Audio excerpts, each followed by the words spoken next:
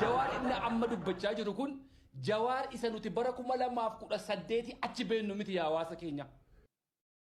Suuta jedhi gingilchaa ko.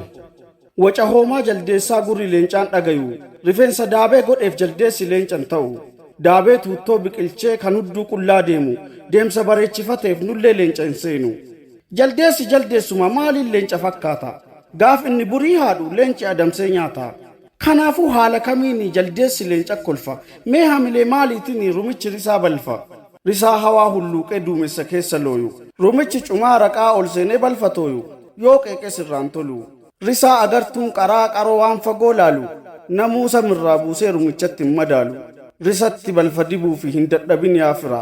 Risaa balfin xureessu raqarraa fagoo jira. Ani kanniisa jedheef tiisisni hin dammeessu. Waa'ee leencaa dubbatuun leencattis hin fakkeessu.